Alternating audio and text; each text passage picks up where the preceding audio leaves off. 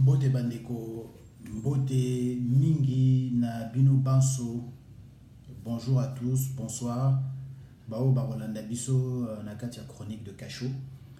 Donc toujours na ko éclairer peuple congolais na bandeko oyo bazolanda biso de partout par rapport à la situation ya mboka na biso Congo.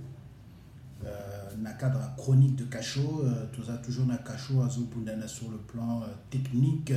Sur le plan technique, amekako ba vidéo ça les m'a bien et comme la bino bien na ba Facebook, na ba YouTube, sur vos tablettes, vos ordinateurs, partout place Bozali na Katia Congo, na Katia Diaspora et Abino Eric Kambaji. Donc les lots ont abordé point et actualité. Oyo, je pense selon Gaï, ils ont concrétisé. Ils ont concrétisé makambo yo tozali koloba depuis quelque temps. Soki bandeko balandi ba vidéo boki na chronique de Cachot bien boki na mur ya Hugo C ou Martoku bandeko ba posta ba vidéo na biso ba message na biso. Ezali pona montrer na biso ko lakisa na biso ba congolais que makambo tolobaka isa elo moko te to inventé ngai na eli biso a caméra pona obandaka oloba makambo pour ça koloba non eza ba sujet belé oyo to rope kobetela ngo c'était tout ça la ngote ba message au ming to pesara na lingala ezali pour une plus large compréhension et un message autosopesa. Et c'est pour ça que on essaye tant mieux que mal toujours baper na français na lingala surtout en majorité toujours mais quand ça message na biso na lingala. Ba makambo zo le Katia Congo ezo corroborer ndenge balobaka en français. Donc ezo eza suite ya makambo to lobaka depuis plusieurs années même pangai eza na bato belé avant ngai oyo bazolo ba makambo oyo tozomona na Katia Congo. Na rolo vidéo et aux en deux parties parce que partie moko liboso na rolo la visite il y a madame Nikki Haley au Azali ambassadrice des Nations ambassadrice des États-Unis la Nations Unies na ONU oyo ayaki na Kinshasa. Je pense que ceux qui pour biso déjà tozali na Kinshasa, je pense que tombo aux vidéo toza déjà samedi ceux qui tombe sous ça c'est azongi na ébité et zali ko démontrer biso ba congolais surtout ba politiciens na biso congolais de quelle incompétence inouïe bazanango ou bien bandeko bazola nanga ezali mauvaise foi ou bien ezaki ndoki ou bien c'est l'aliénation au balobi aliénation c'est-à-dire que bongo na yo eza complexé ozali ozo réfléchir te ndenge mutu normal oyo il faut réfléchir na visite ya madame Nikki Haley soi-disant représentante de Donald Trump ambassadrice d'abord premièrement pour na relaxer biso c'est l'ambassadrice des États-Unis aux Nations Unies aena Congo makambo na rolobela esbatming peut-être tom susu tout ça clair eza pona côté la kanachente eza pona ko fungola miso na ba congolais pour l'accès miso na ba congolais que bitumba ya Congo solution ya makambo ya Congo eza na maboko na biso moko. Arrêtons de nous comporter en dominés, arrêtons de nous comporter en esclaves perpétuels. C'est ça mon message. Madame Nikki Haley a aux États-Unis, soi-disant représentante, il y a Donald Trump. Toyebi Donald Trump façon nini a dirigé les États-Unis. Et en ce qui concerne d'abord les droits, le racisme, comportement naïf, façon dont ils ont réagir,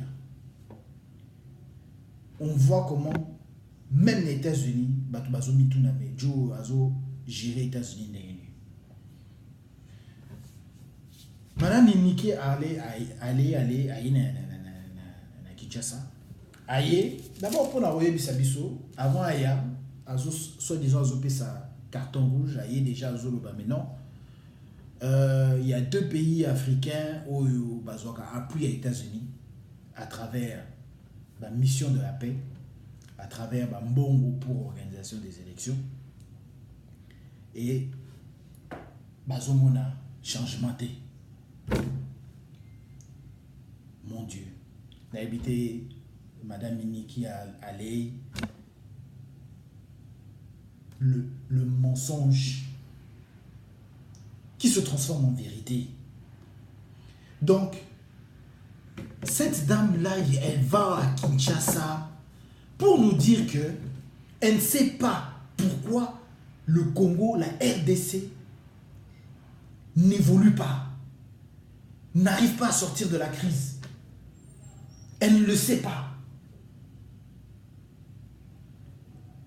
Ça c'est d'abord première insulte à nous les Congolais.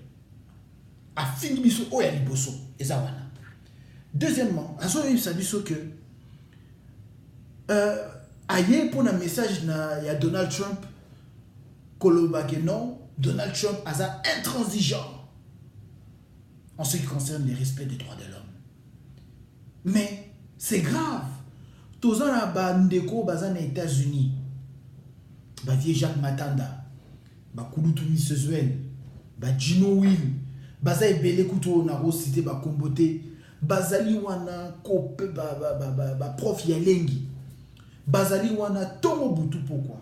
Donner des rapports aux États-Unis, au Parlement, Naba organe américain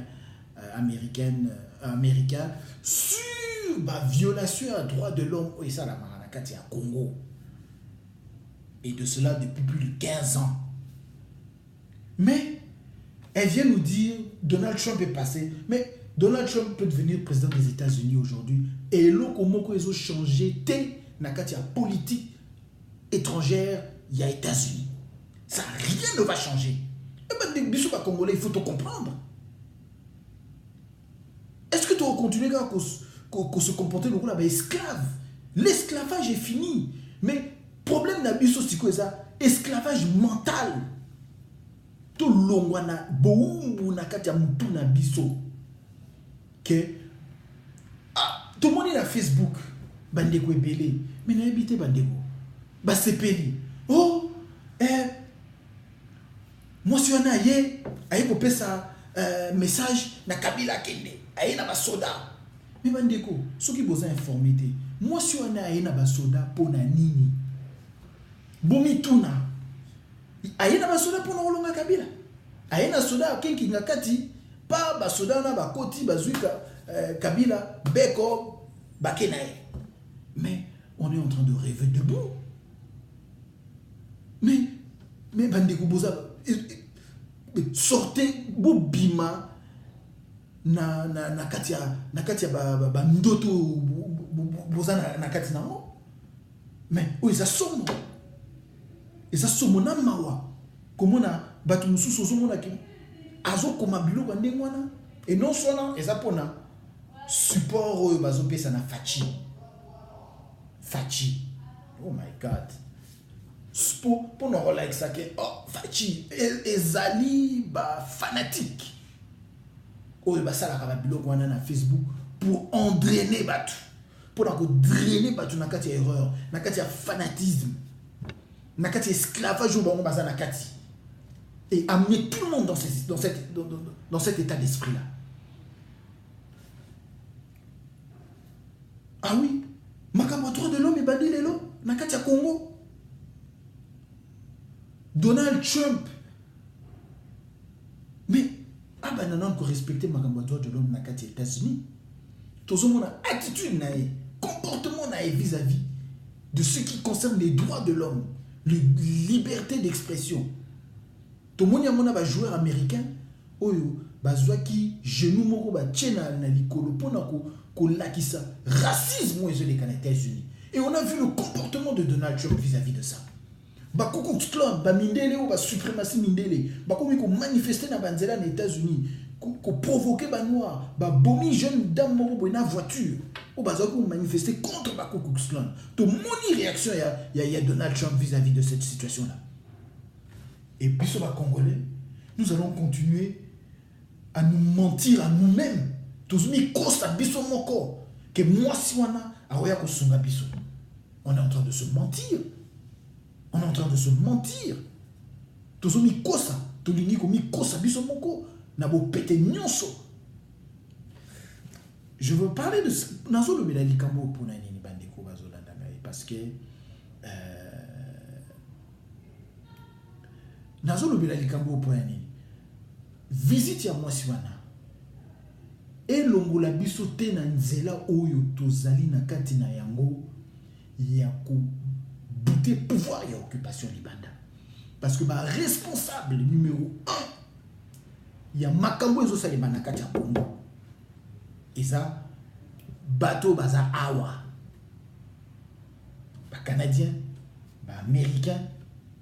Bill Richardson est parti dire à Mobutu, est parti dans la histoire, pour que symbole à moi mouké, bandeko bazola nabiso.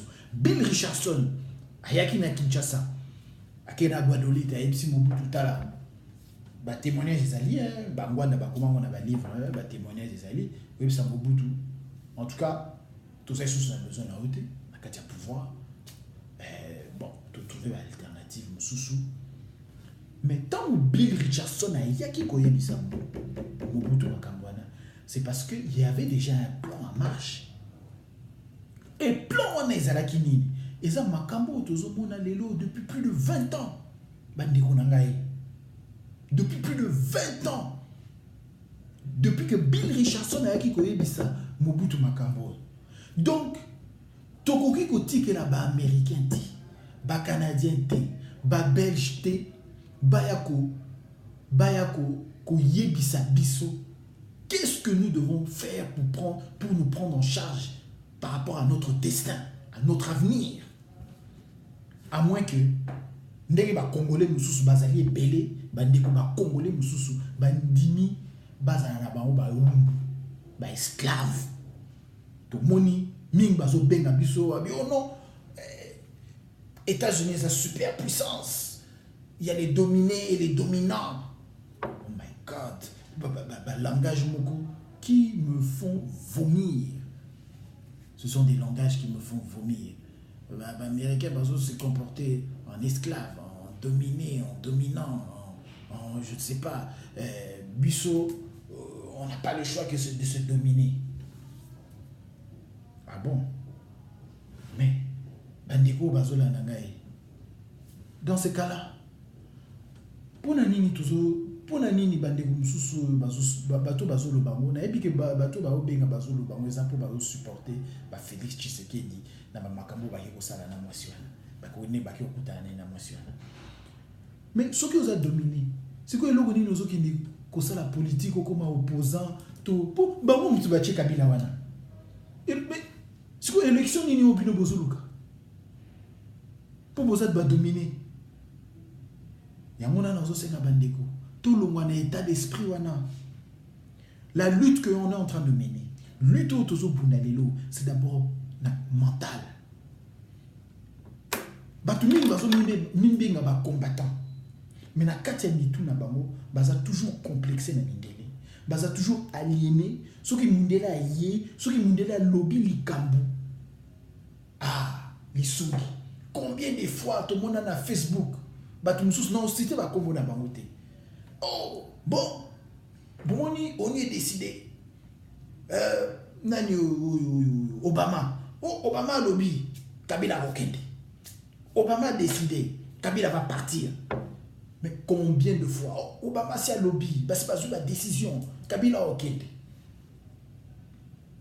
C'est Kabila le problème au Congo ou le pouvoir d'occupation. C'est la question que Nazo Senga Bandeko Bumituna. Mais il y a eu des élections, soi-disant, au Congo. Ceux qui toquaient dans ma théorie, il y a eu des élections au Congo. Cela a empêché ma massacre? Non. Il y a eu Sun City. Cela a empêché le pillage des richesses du Congo? Non. Bandeko. Nous devons faire un travail mental, un exercice mental. Ce qui te bini na katia boumbu, ou ils na katia moutou na bisoté. Ça ne sert à rien de chercher à être combattant, ça ne sert à rien de chercher à être activiste, ça ne sert à rien de chercher à être opposant. Parce que nous n'allons pas sortir de la situation dans laquelle le Congo est aujourd'hui. Peuple congolais, Bandiko Bazolandanga na Batia ba Kinshasa, Matadi, Boma, Kikwit, Bandundu, Équateur, partout. Bao Bazolandanga na ba Maroc, na ba Côte d'Ivoire, na ba Angola. Tobima na katia kiboumbu na katia mutu na biso. Pour tous la solution na makambo Congo. Parce que trop c'est trop. Ce qui te bimi na katia boumbu na katia mutu na biso te. Tous changer ba paradigme mentaux.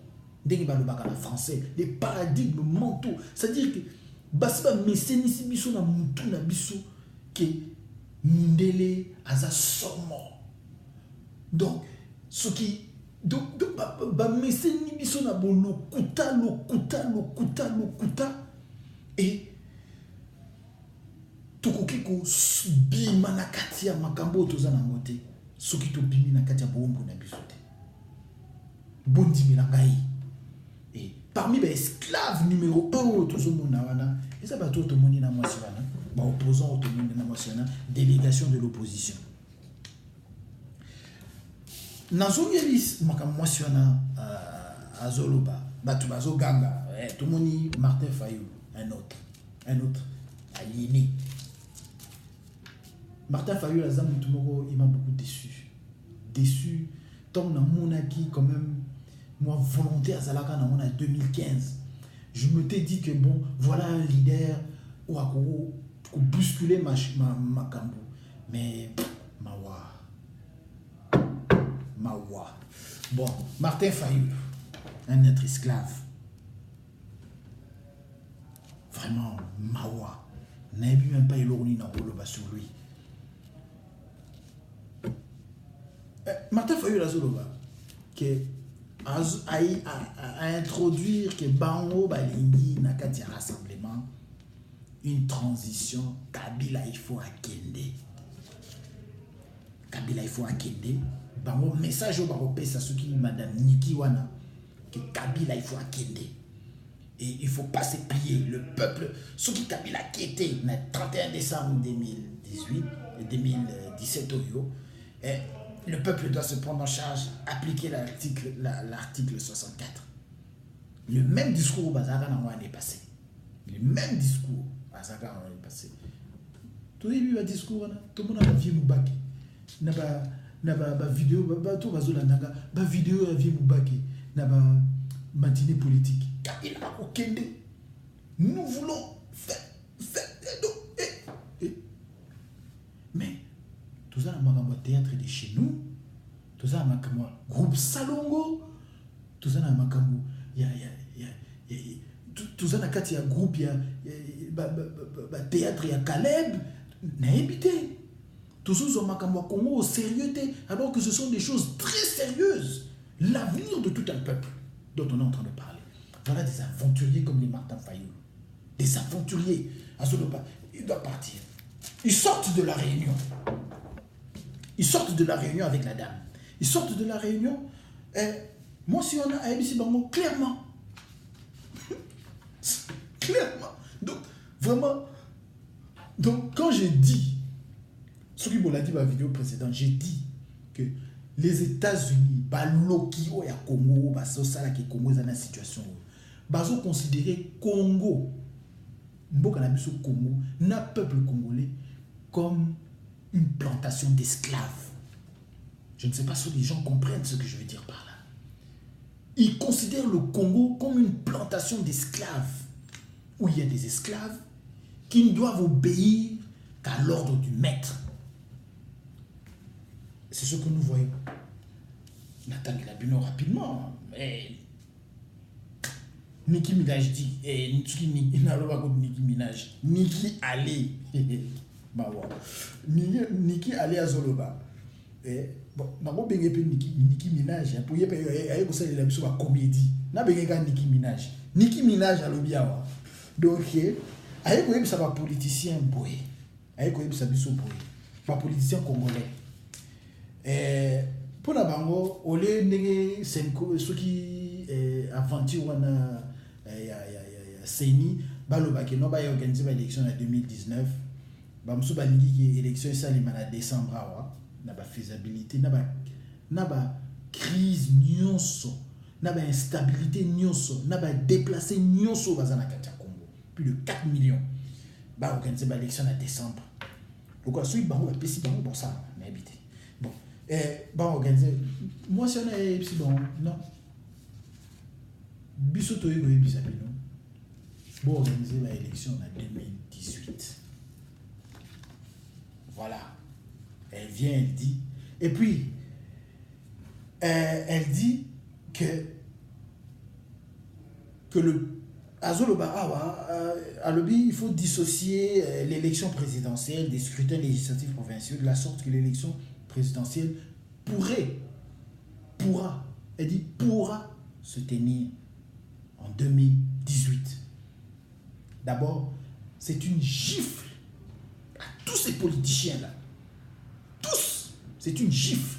C'est tout le monde qui politicien na bisoana. Bazali, bazoya ko accompagner pouvoir à l'occupation. Bazoya ko accompagner Kabila à s'éterniser dans le pouvoir. Voilà. Moi, je suis à ABC, bango clairement, clair et net.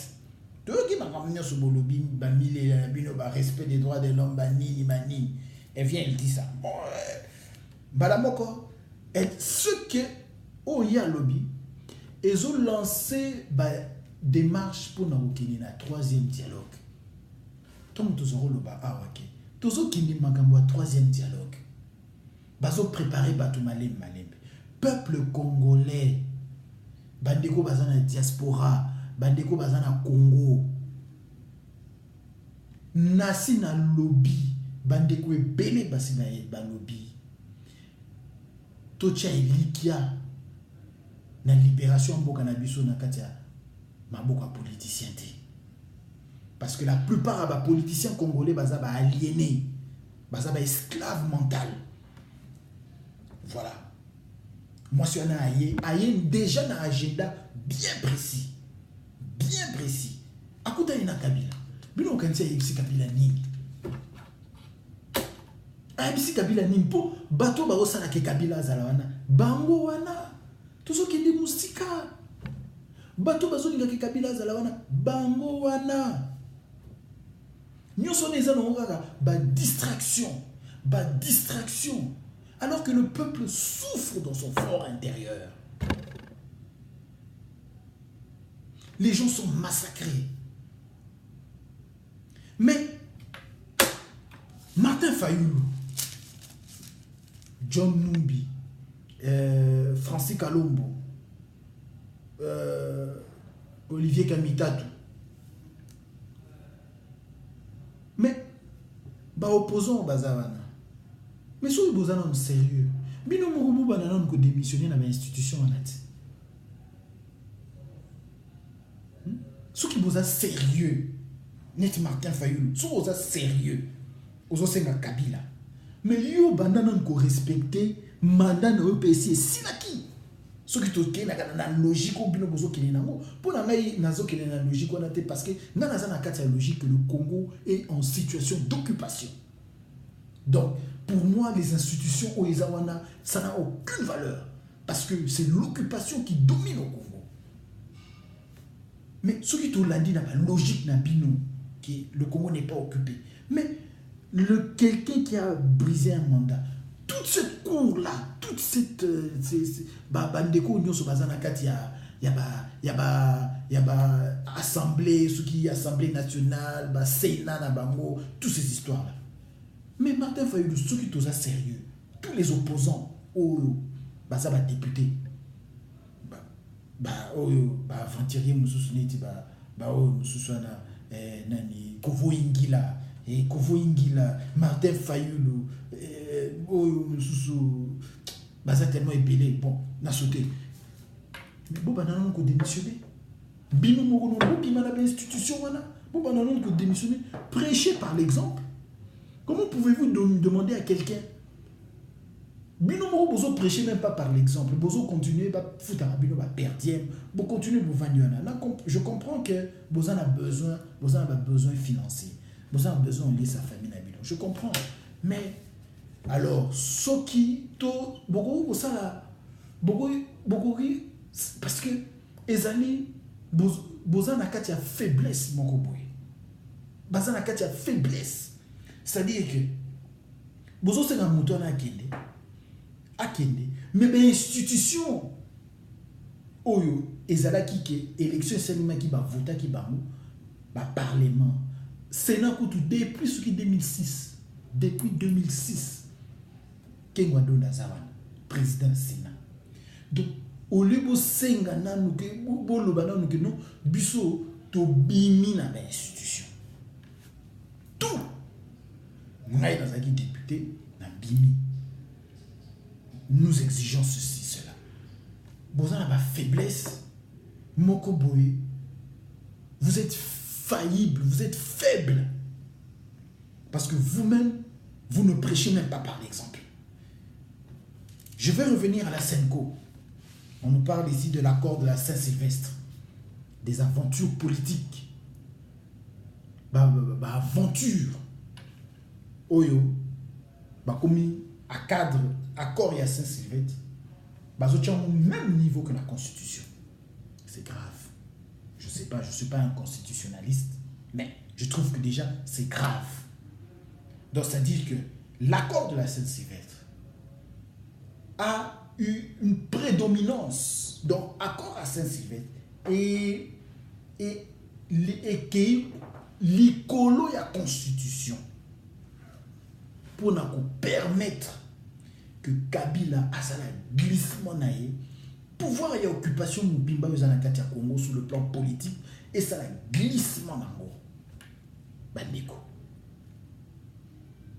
et les lois moi si wana Nicki Minaj aïe na kati ya Congo aïe à lobby que il faut revoir accord à Saint-Sylvestre pour le battre qui va revoir constitution à lobby que va revoir accord à Saint-Sylvestre, c'est-à-dire pour revoir accord à Saint-Sylvestre que va dissocier Biloko. Mais nous sommes dans un processus. Les temps qui débat troisième dialogue, bakutana bino baboye, oyo boudé, oyo ça la partie, oyo ça la grodo, onga Ifachi, onga Martin Fayulu, onga F Bazaïba, oba bondela oyo boye, F Bazaïba abima, oba kene bakumba landie, ba bondelier.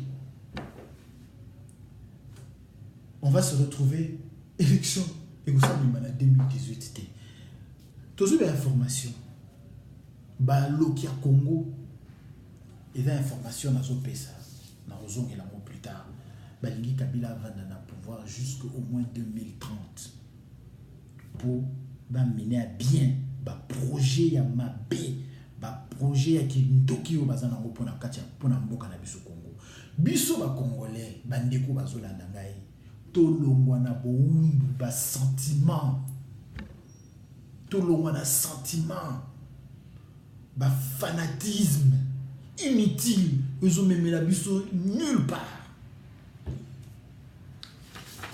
ba moupé soi-disant botala ba moupé ba bimisi déclaration na bango ba ebisaki Nicki Minaj ba ebisi Nicki Minaj boye que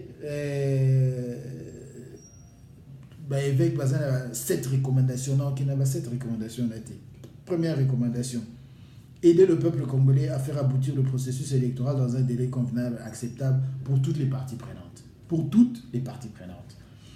Deuxièmement, demander au chef d'État, c'est-à-dire que demander à Kanachien un engagement explicite à ne pas se présenter aux élections. Reste à savoir, est-ce que moi, si on a Saliamo, toi Saliamo, point d'interrogation. et biloko blablabla mususu tout suite yebi non il y a on a qui na hote ba tout ça ça a besoin de lien et ça na mona ba nini wana na ba Facebook na ozongi la siko parti mususu donc okutana lobby toni ko sala ba vidéo milai te pose zo biso no la difficulté pour na okotisa ngo la difficulté technique pour la vidéo ça les manage HD boyebi que tout ça na ba application na té tout ça na pour ça peut dépenser ba mbo na ba application té sous qui ndenge nini pour na ça la vidéo bon de toute façon na linga ki ko suki sa message nanga o ya lilo yo na point wana na zozongela bino kala mingi té pour la suite il y a message nangai par rapport il y a visite il y a Nikki Haley alias Nicki Minaj na Congo pour la comédie na bango et na vidéo yo kolanda tropé c'est la bino siko moi ba vérité au biso to yebi na moi humilité au nazanango ingeta